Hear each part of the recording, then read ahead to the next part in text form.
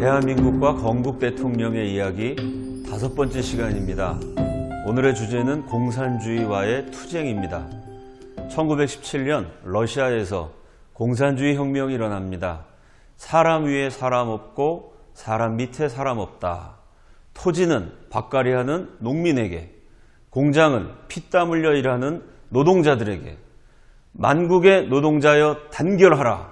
우리가 얻을 것은 무계급 만민평등의 세계 공산화요. 우리가 잃을 것은 억압과 압제의 쇠사슬이다. 이 공산주의 구호에 전 세계가 열광을 합니다. 말로만 들으면 공산주의 세계에서 제일 아름다운 사상처럼 보입니다. 여러분 보시는 한 장의 그림이 공산주의의 세계적 영향력을 보여주는 작품입니다. 세계적으로 유명한 화가 피카소의 작품, 무장한 군인이 비무장한 여인과 아이들을 마구마구 죽이는 그림입니다. 그래서 제목이 학살, 그런데 놀랍게도 한국에서의 학살입니다. 미제국주의자들이 한국 사람들을 닥치는 대로 죽였다는 있지도 않은 사실에 근거해서 그린 작품입니다. 피카소는 왜 이렇게 세계적으로 유명한 반미 그림을 그렸을까요? 그는 죽을 때까지 공산당원이었습니다. 해리 덱스터 화이트, 이 이름이 생소하신 국민 여러분들이 많으실 줄 압니다. 그러나 그가 만든 단체는 전 국민이 다 알고 계십니다. 1997년 한국 경제가 휘청했습니다. IMF 사태라고 부르죠. 그 IMF, 국제통화기금이라는 경제단체를 만든 실무주역이 해리 덱스터 화이트입니다. 미국 재무부의 고위 관료였던 해리 덱스터 화이트는 미국의 기밀을 소련에게 팔아넘겼다는 표현이 적절하지 않겠네요. 돈 받지도 않고 스스로 넘겼던 자발적인 간첩이었습니다. 엘저히스, 역시 미국 국무부의 고위 관료, 그가 실무를 맡아서 만든 단체가 국제연합, 곧 유엔입니다. 그 사람도 역시 미국의 기밀을 소련에게 넘겼던 자발적인 간첩이었습니다. 피카소 같은 세계적인 화가, IMF를 만든 경제 지도자 해리 덱스터 화이트, 유엔을 만든 실무자, 국무부 고위 관료였던 엘저히스, 이 사람들이 모두 공산주의자였고 공산주의를 위한 자발적인 간첩이었습니다. 이렇게 전 세계가 공산주의에 열광했고 특히 지식인들이 공산주의 혁명의 갈채를 보내고 있을 때 1917년 혁명이 일어나고 불과 열흘 만에 공산주의의 멸망을 예언했던 사람이 있습니다. 공산주의는 반드시 망한다. 인류 최초의 방공연설, 공산주의 멸망을 예언했던 사람이 식민지 조선의 독립투사였던 이승만이었습니다. 이승만이 이렇게 예언을 했습니다.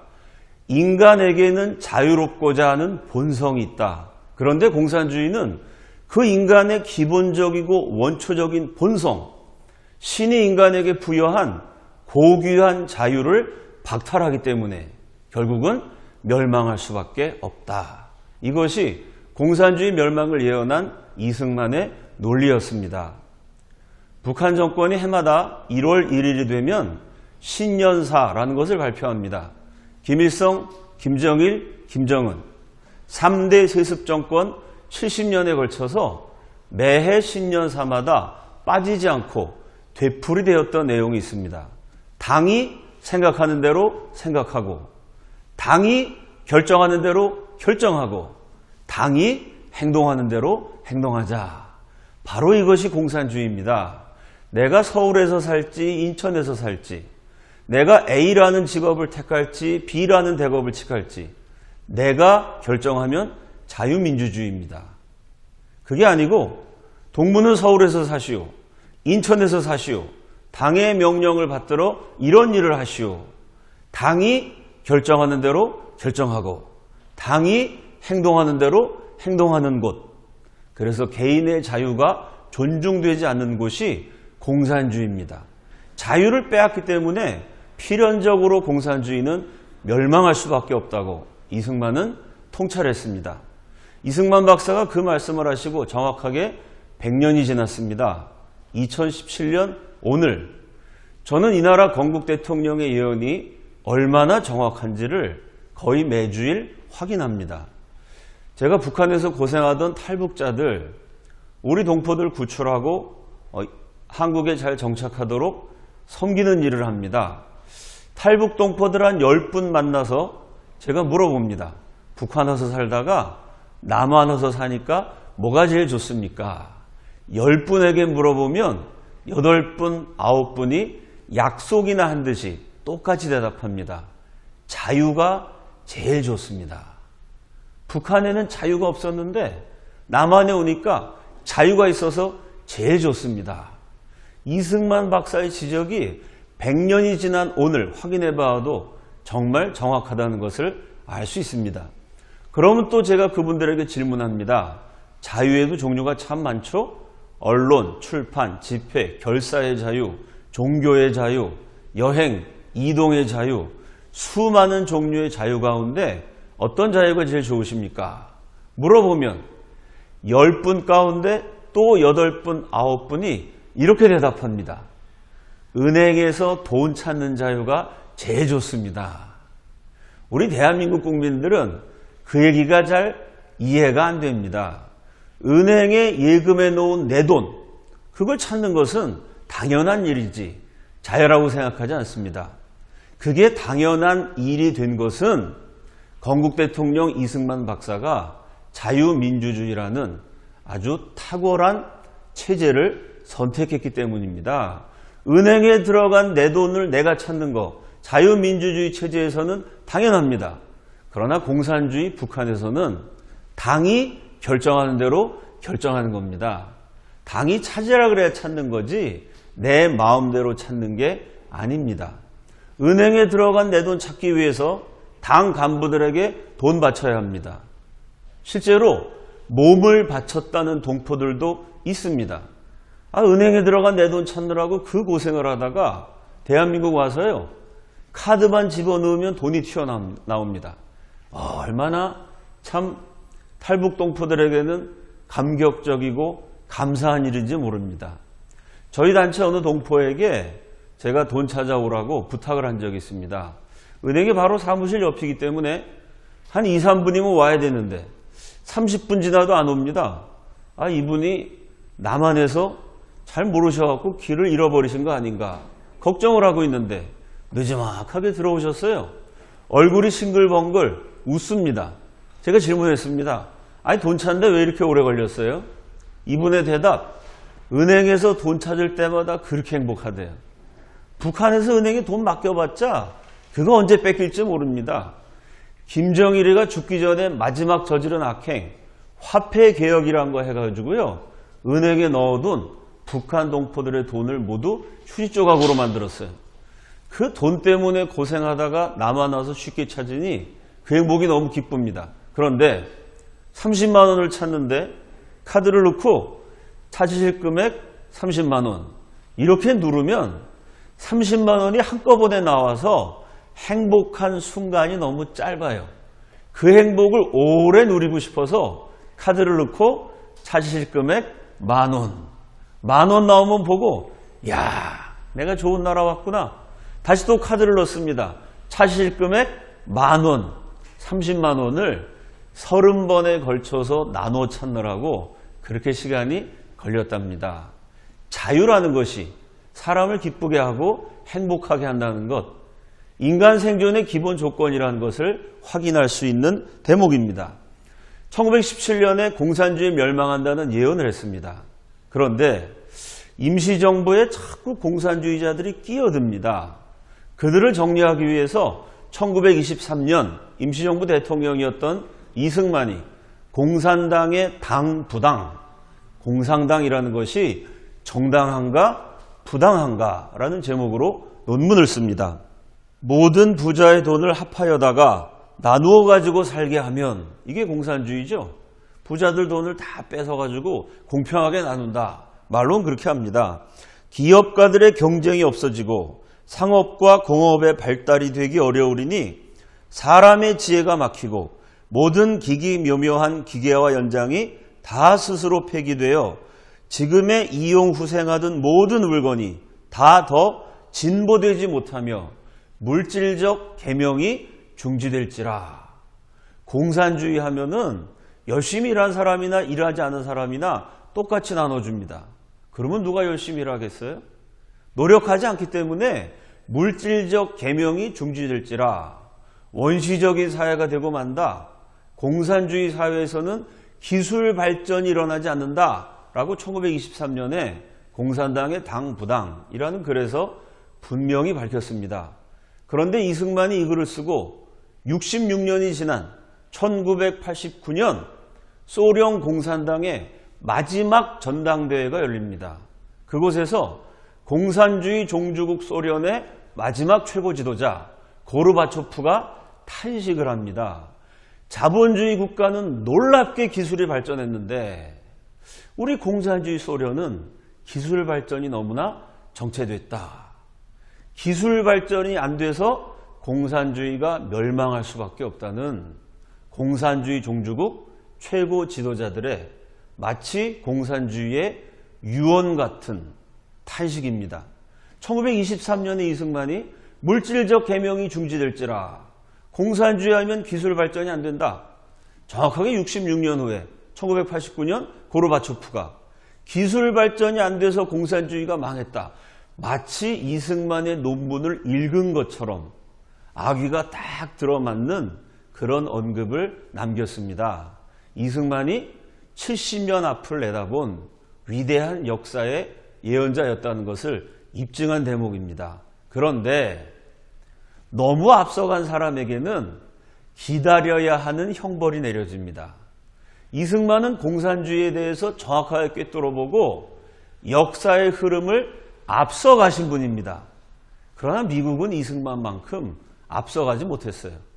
결국 이승만에게 기다려야 하는 형벌이 내립니다. 미국의 정책은 친공이었습니다. 자본주의 미국과 공산주의 소련이 동맹이었습니다. 두 나라가 동맹을 맺어서 소련과 일본을 물리친 전쟁이 제2차 세계대전이죠. 그 세계적인 전쟁에서 혈맹이 되고 전우가 되어서 함께 피 흘렸던 동지적인 관계였습니다. 그래서 미국의 정책은 1917년부터 1948년까지 반공이 아니라 친공이었습니다. 그 미군이 해방을 막고 서울에 들어옵니다. 그 미국이 대한민국 정부 수립의 후견인 역할을 하죠. 미국의 정책은 당연히 공산당과 공존할 수 있는 정부, 반공이 아닌 친공, 유화적인 정부를 세우는 일이었습니다. 하지만 이승만은 한사코 대한민국 정부는 반공이어야 한다. 대한민국은 공산주의와 공존할 수 없다. 이 미국의 방향을 거부합니다. 화가 난 미 군정 최고 지도자 하지가 이승만에게 직격탄을 날리죠. 1946년 6월 3일 하지가 전국에 방영된 라디오 방송을 통해서 공개적으로 비난합니다. 이승만 박사는 한국의 정치가들 중에서 너무나 위대한 분입니다. 나는 개인적으로 그가 유일하게 위대한 분이라고 말하기까지 합니다. 이렇게 하디가 이승만을 높게 평가했어요. 그러나 거기 단서 하나 답니다. 그런데 그 위대한 이승만이 공산주의에 대한 공격을 멈추지 않는 한 그는 새로 수립되는 대한민국 정부에서 어떠한 자리도 차지하지 못할 것입니다. 다 좋은데 정말 탁월하고 위대한 사람이라는 것 내가 만나보고 대화해보고 겪어봐서 아는데 단 한 가지 미국의 친구인 공산주의를 그토록 비난하기 때문에 이승만이 반공정책을 포기하지 않는 한 대통령은커녕 대한민국 정부에 어떠한 자리도 차지할 수 없다는 공개적인 엄포입니다. 이승만 박사가 굴하지 않습니다. 5천년 자주독립국인데 비록 약소국이지만 이제 갓 식민지에서 해방되었지만 대한민국은 국민을 보호하기 위해서 반공으로 가야 된다. 강대국 미국과 한치의 물러섬도 없이 팽팽하게 맞섭니다. 하지가 얼마나 열받았겠어요. 각종 조치로 이승만을 탄압을 하죠. 가택연금, 사실은 이승만을 붙잡아다 감옥에 집어넣고 싶었는데 임시정부 대통령의 전 국민이 존경했던 독립투사를요 투옥시켰다가는 한국인들이 폭동을 일으킬 수도 있습니다. 감옥에 못 집어넣는 대신 이승만 박사의 집을 감옥으로 만들었어요. 집 밖에서 한 발자국도 못 나오게 합니다. 이승만에게 전달되는 모든 우편물을 차단하죠. 전화선을 끊어버립니다. 72세의 민족 지도자를 감금해놓고 27살짜리 미군 대위가 권총을 흔들면서 협박을 합니다. 닥터 승만 리, 워싱턴에서 전보가 왔는데 말 안 듣는 놈은 쏴 죽여도 된답니다. 이승만 너 자꾸 말 안 들으면 쏴 죽일 수도 있다. 실제로 미군이 이렇게 이승만을 협박을 합니다. 그 협박에 굴하지 않고 이승만이 끝까지 미국과 싸우죠. 이승만의 투쟁 대상은 미국만이 아니었습니다. 그 당시 대한민국에 공산주의를 지향했던 남노당, 공산주의 전위 정당이 있었습니다. 남노당을 비롯한 좌익들이 이승만을 암살하기 위해서 여러 번 시도합니다.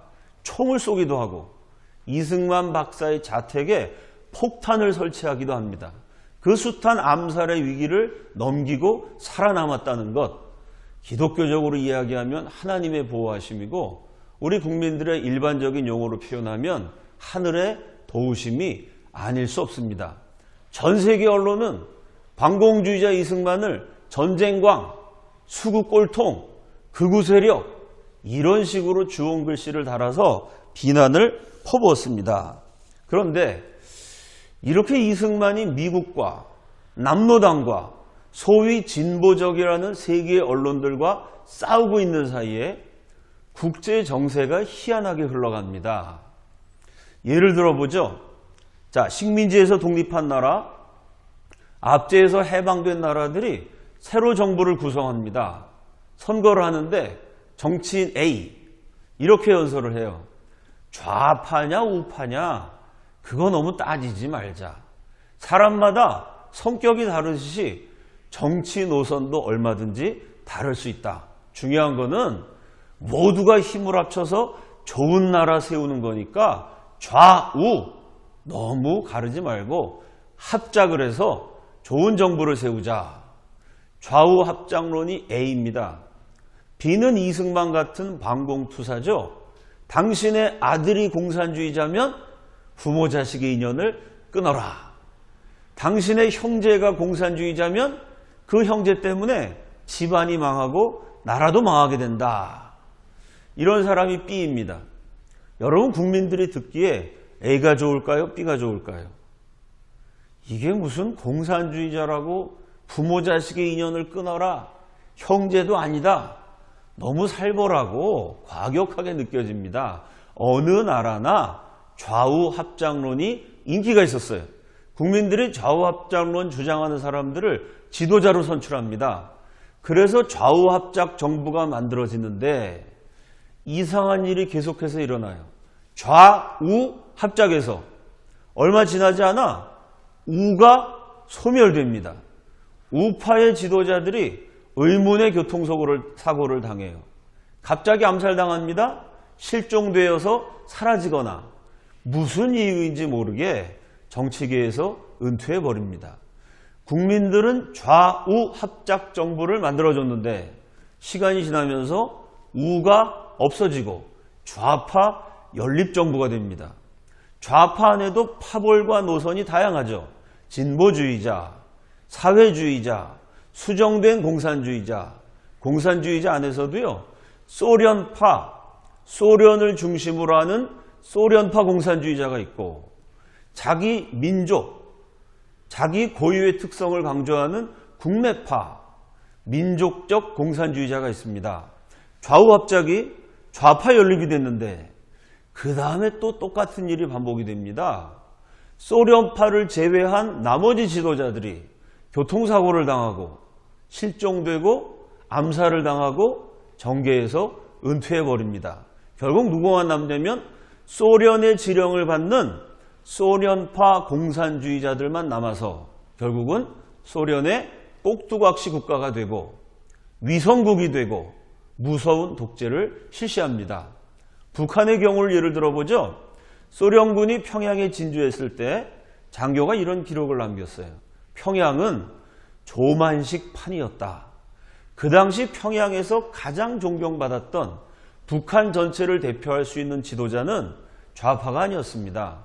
우파 기독교 민족주의자였던 조만식 선생이었습니다. 또 조만식 선생 다음 정도로 영향력 있었다고 평가할 수 있는 인물이 현준혁 국내파 공산주의자입니다. 조선이 배출한 가장 뛰어난 공산주의 이론가 가운데 한 사람이고요.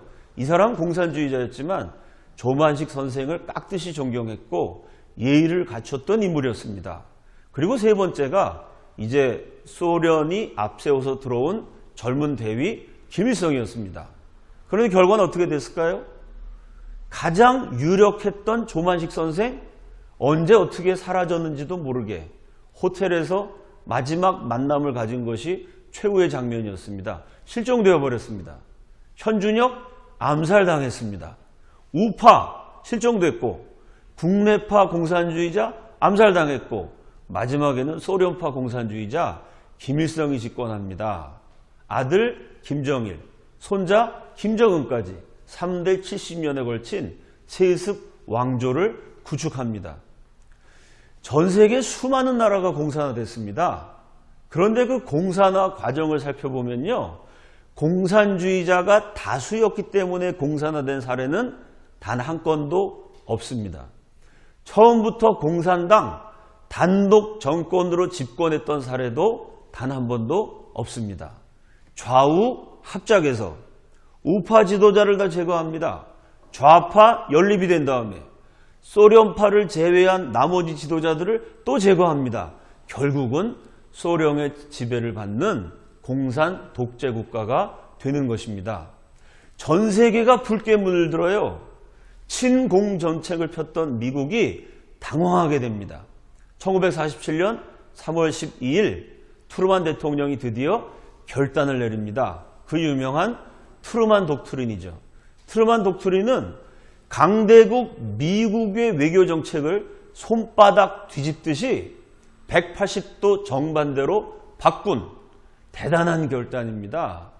이제까지 미국의 친구였던 소련은 이제 미국의 적이다. 미국의 정책이 친공에서 반공으로 바뀝니다. 이 트루만 대통령 이후로 미국이 40년 반공 정책을 추진했고 마침내 공산주의는 종주국 소련의 멸망을 필두로 해서 역사의 뒤안길로 사라지게 됩니다. 오늘날 트루만 대통령은 트루만 독트린은 공산주의를 붕괴시킨 위대한 인물이요 위대한 결단으로 평가받고 있습니다. 이렇게 미국의 정책이 친공에서 반공으로 바뀌면서 이승만에 대한 미국의 태도도 정반대로 뒤집어지게 됩니다. 이승만 노선이 맞다.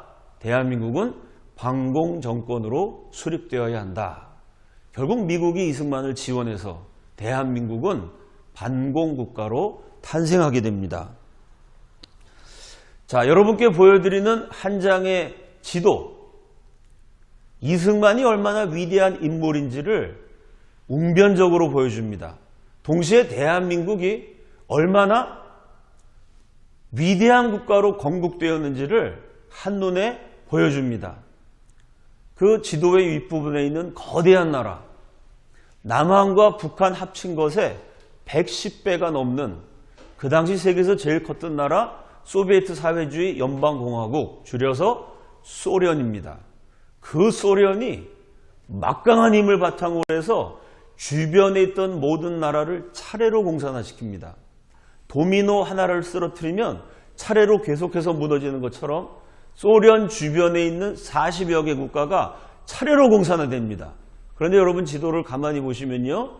소련과 국경을 맞대고 있는데 공산화되지 않은 단 한 개 나라. 소련 주변에서 공산주의를 막아낸 단 한 개 국가가 있습니다. 바로 대한민국입니다. 어떤 나라들이 공산화되었는지 확인해 보죠.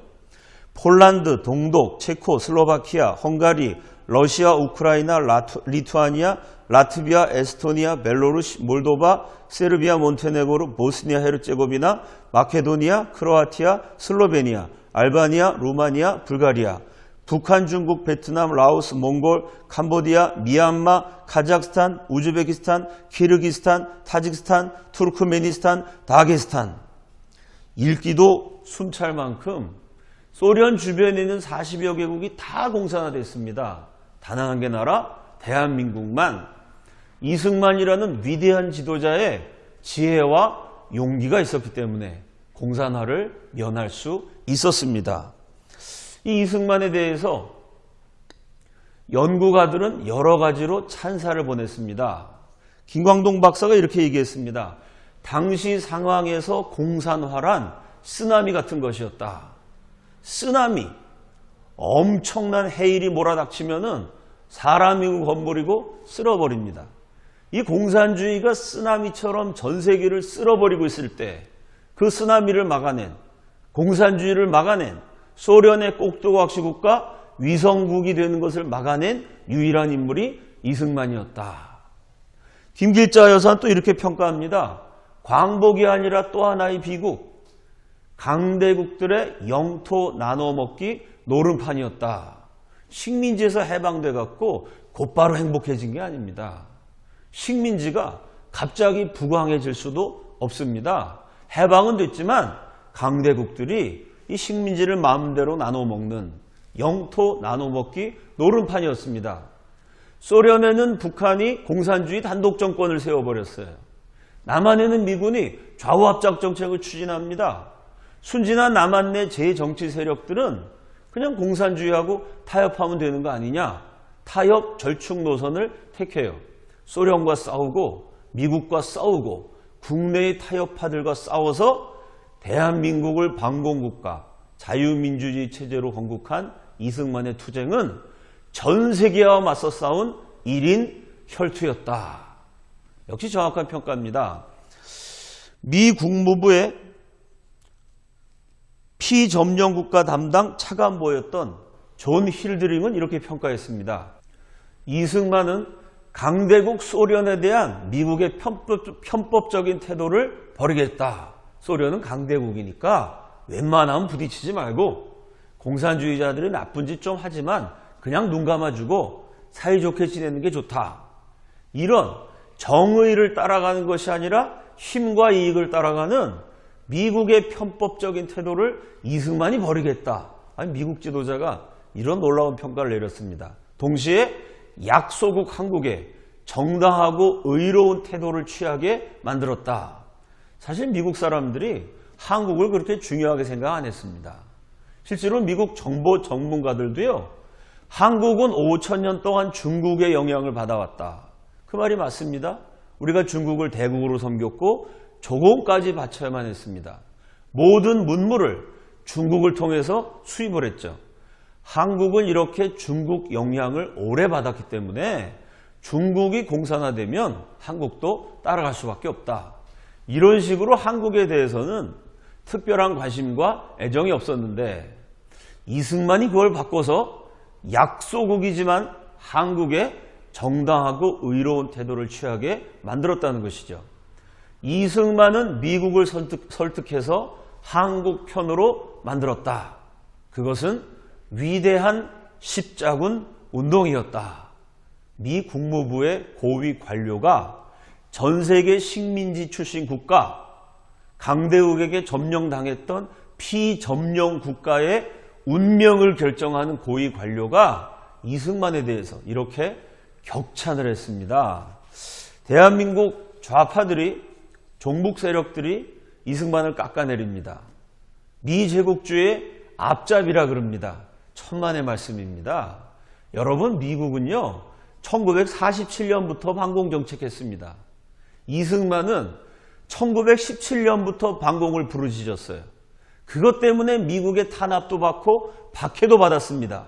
그런데 결국 미국과 이승만이 동맹관계를 맺습니다. 여러분, 이게 미국의 앞잡이인가요? 미국보다 30년 앞서갔는데 어떻게 미국의 앞잡이가 되겠어요? 앞선이라고 말하면 맞습니다. 길잡이라고 말하면 정확합니다. 오히려 이승만이 길잡이가 돼갖고 미국을 이끌어갔다라고 보는 것이 정확한 해석입니다. 그러면 전 세계가 공산주의가 다 좋은 건 줄 알았는데 이승만은 어떻게 홀로 반공을 외칠 수 있었을까요? 이승만이 반공주의자가 된 이유, 첫 번째는 독실한 기독교인이었기 때문입니다. 이승만 연구가들, 손세일 선생, 조갑재 선생, 김일자 여사, 이분들의 저서에 공통적으로 지적하는 것이 독실한 기독교인이었기 때문에 성경을 불태우고 교회를 파괴하며 역사상 기독교인들을 제일 많이 죽였던 공산주의를 용납할 수 없었다. 그가 기독교인인 점이 반공투사가 되는데 결정적 영향을 끼쳤다고 평가합니다. 두 번째는 직접 소련에 가서 보았던 경험이 있었습니다. 이승만 박사는 여행을 좋아했어요. 시간이 날 때마다 전 세계를 누비면서 국제 여론에 호소하는 독립운동을 벌였습니다. 그 이승만 박사가요, 소련 수도 모스크바를 직접 방문합니다. 그때쯤이면 이승만이 반공투사였기 때문에 소련의 요주 인물로 낙인이 찍혔어요. 그래서 들어가자마자 곧바로 추방됩니다. 그 짧은 기간에 공산주의가 뭔지를 이승만이 정확하게 목격합니다. 기차에서 만난 미국인과의 대화에 대해서 기록한 내용이 있습니다. 소련에 가봤더니요, 오스트리아, 헝가리, 유럽 어느 나라 농민들보다 소련 농민이 더 가난합니다. 기차에서 만난 미국인이 뭐라 그러냐면 소련 전역에 굶어 죽은 농민들의 시체가 널려 있는 것을 봤다. 이승만이 그 얘기를 들으면서 인민의 지상 낙원이라고 선전하는데 인민을 굶겨 죽이는 체제가 공산주의구나. 원래 소련 가기 전에도 공산주의 싫어했지만 가서 보면서 더욱 확신을 갖게 됩니다. 그런데 놀라운 점은요, 훗날 대한민국 대통령이 되는 이승만, 공산주의 종주국에 가서 실상을 봤습니다.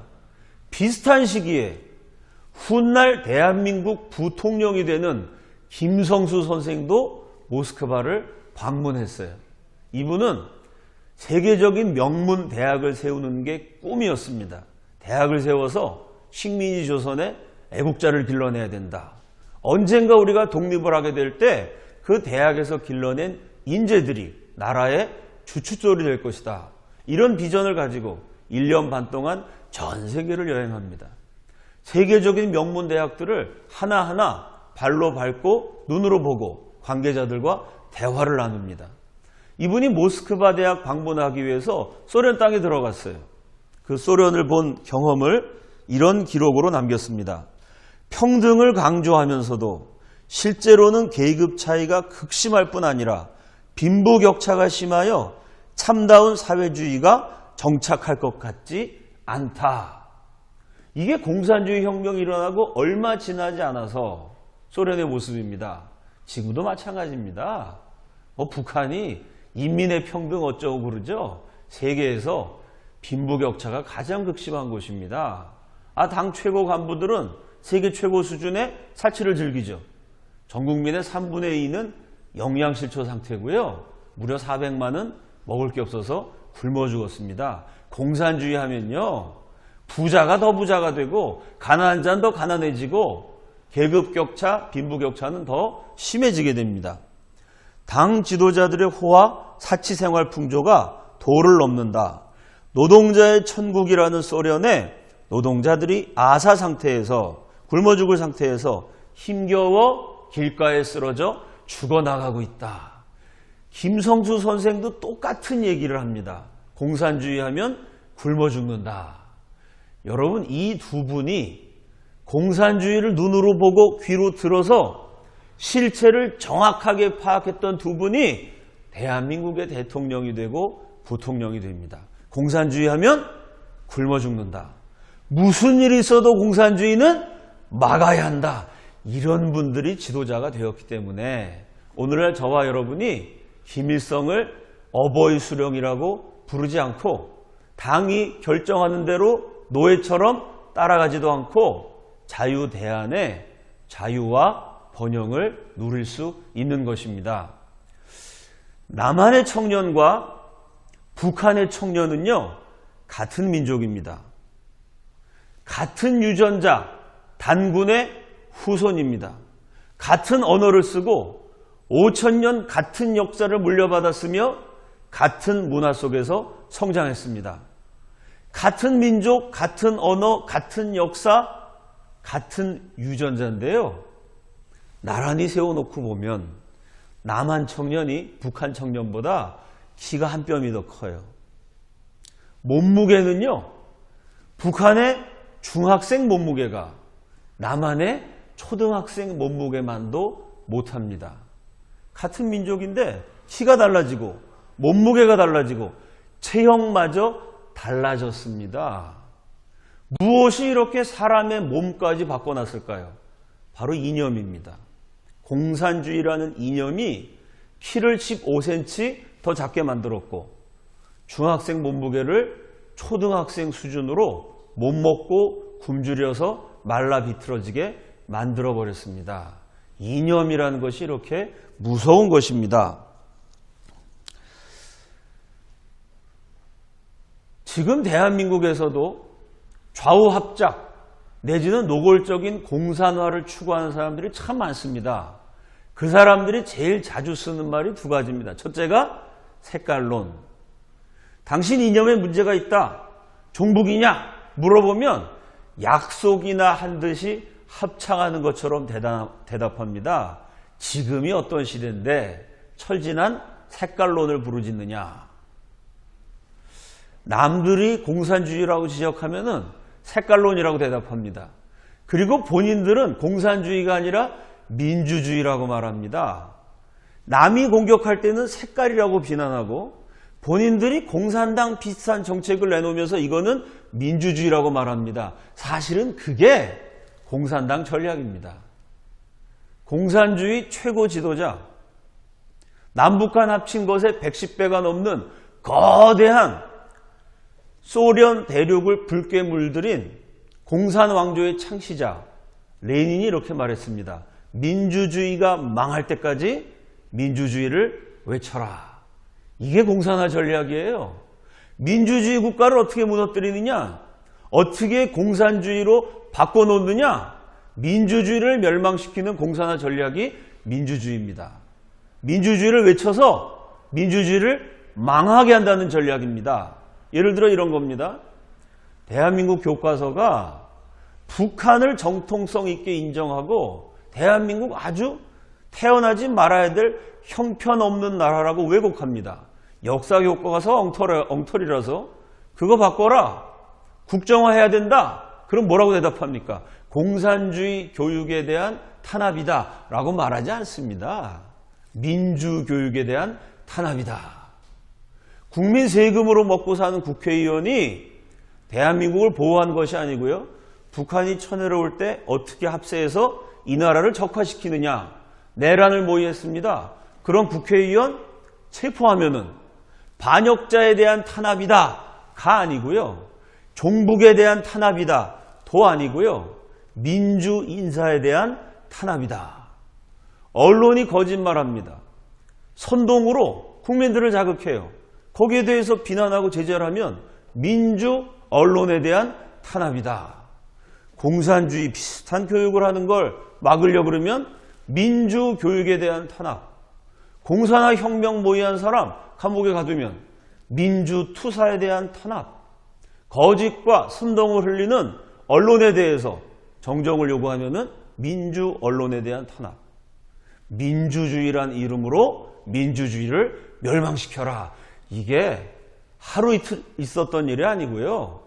공산주의자들의 캐캐묵은 100년쯤 된 오래된 공산화 전략입니다. 그렇기 때문에 우리 국민들의 분별이 필요합니다. 지혜로운 국민, 슬기로운 국민들이 대한민국을 지키기 위해서 분별력을 발휘하셔야 합니다. 누가 민주주의 외치면요. 아, 저건 민주주의니까 다 좋은 건가 보다. 그렇게 믿었다간 큰일 납니다. 저 사람이 말하는 민주주의가 대한민국을 흥하게 하는 민주주의인가? 망하게 하는 민주주의인가? 자유민주주의 체제를 수호하기 위한 민주주의인가? 공산화로 가는 교두보를 확보하기 위한 민주주의인가? 현명한 국민들이 지혜롭게 판단하셔야 합니다. 공산주의와의 싸움은 아직도 끝나지 않았습니다. 전 세계에서 유일하게 공산화를 막아내었던 대한민국의 자랑스러운 건국사, 세계 유일의 소련의 위성국화를 막아낸, 미국으로 하여금 한국의 정당하고 의로운 태도를 취하도록 설득해낸 위대한 건국의 아버지 이승만, 대한민국의 역사와 건국 대통령의 업적을 기억하면서 마지막 남아있는 이념으로 말미암은 분단국가 대한민국에서 이 공산주의와의 최후 싸움에서 승리하는 지혜로운 국민들이 다 되시기를 기원하면서 오늘 강의를 마치겠습니다. 감사합니다.